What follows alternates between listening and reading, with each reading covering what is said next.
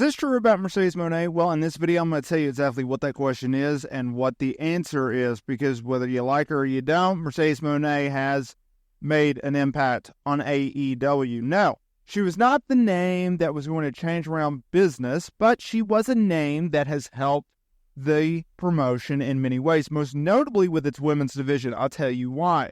Look, AEW going into 2024 made an investment in its women's division. They brought back the likes of Thunder Rosa, Serena Deeb. They've signed talent like Camille and Mariah May. They've also built up Toni Storm to a bigger platform. They've re-signed Saraya.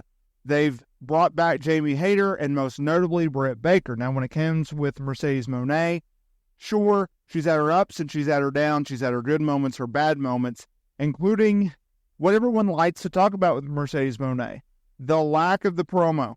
Now, I think Mercedes Mone, if you compare from where she started in AEW to where she is today, I think she's a heck of a lot better, because her early day promos absolutely sucked. There was no connection. There really wasn't a point to them. She just came out there and she bragged as a babyface. It was almost like she was trying to find herself.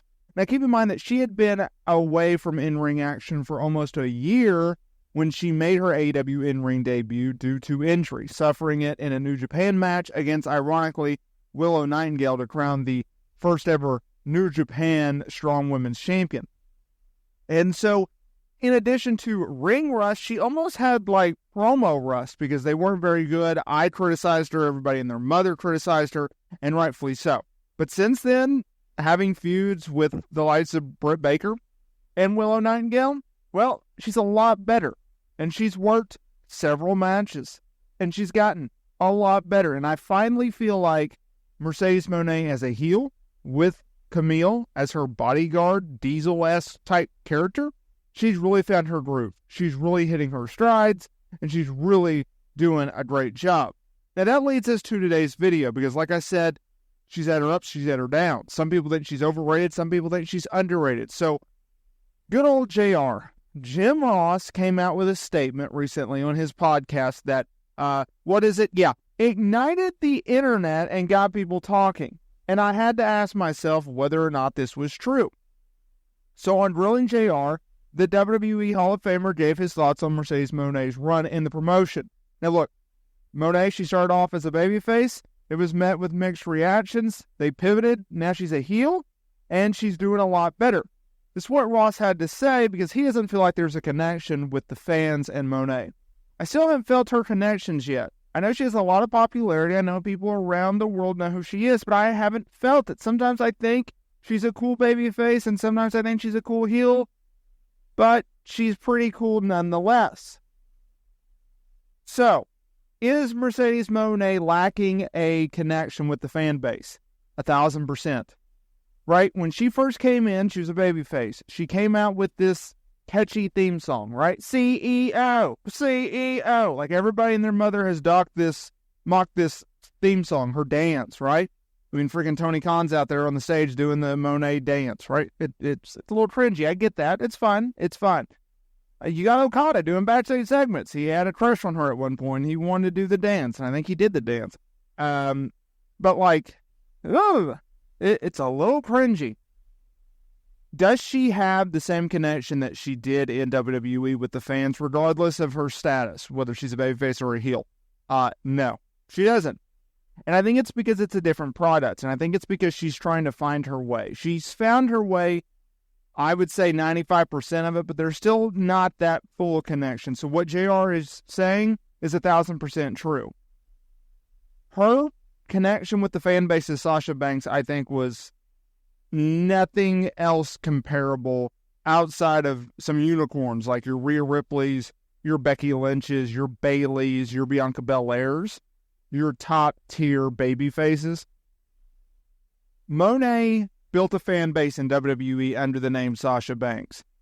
One of the reasons that she did not go back to WWE is because she wanted to build a brand. She wanted to build the Mercedes Mone brand. Whether it's modeling, whether it's acting, whether it's her various business ventures. I mean, heck, she's got her own Mone mag that she sends out weekly newsletters to. She wants to build a brand. Well, when you build a brand, it takes time to build up that brand. And she's not using the Sasha Banks platform. She's not using the WWE platform. And along the way, you're going to lose a few folks. And that's exactly what's happened. She lost a lot of folks when she went to New Japan because, newsflash, not a lot of people watch New Japan. Sorry, Dave Meltzer. Then she lost even more fans when she went to AEW because there's tribalism in wrestling, right? Some people supported her when she went to New Japan, but then once she went to AEW, they had to cut the cord. They could not do it no longer. How dare she go to them? Yeah, y'all are something. I'll say that. Mone needs to rebuild her fan base. It's not as strong as it once was. It's not what she once was in WWE. Now, that also hurts because she's not on the same branding level of a WWE, which is the biggest stage in pro wrestling today. That's just a fact of life. WWE is the biggest promotion in the world. AEW is number 2. But oh, how far they are behind. That's not tribalism. That's facts. Tony Khan would tell you the exact same thing because WWE has a 50-year head start. Just facts, not opinion. Now, when it comes to Mone, can she build up her brand even more? Can she build a connection with the fan base? Of course she can. I actually think the fact that she's a heel right now and she has Camille is going to be very interesting. And I think it could be a very pivotal moment in her career. Depending on how they do this, and this is the anticipation that I have, eventually Camille, a former NWA Women's Champion, is going to turn on Mercedes Mone. She's going to stop being her bodyguard. She's going to no longer want to be in that role, protecting Mone, fighting Mone's battles. And she's going to turn on Mone. And it's going to be a double turn, essentially, right? Where Mone goes from a heel to a babyface and into a program with Camille. We know what Camille can do.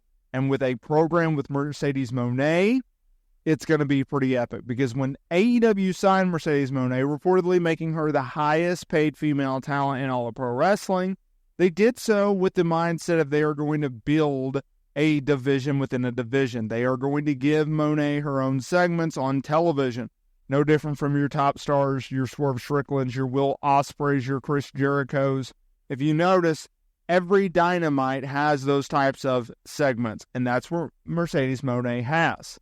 That's a good thing, because it's another opportunity for the women's division. Regardless of whether or not you like Mercedes Mone, the fact that they have to carve out a separate women's segment in addition to their main or other women's segments is a good thing for women's wrestling. It's a good thing for its division, and it's a good thing for women's pro wrestling in general, regardless of whether or not you like Mercedes Mone or AEW.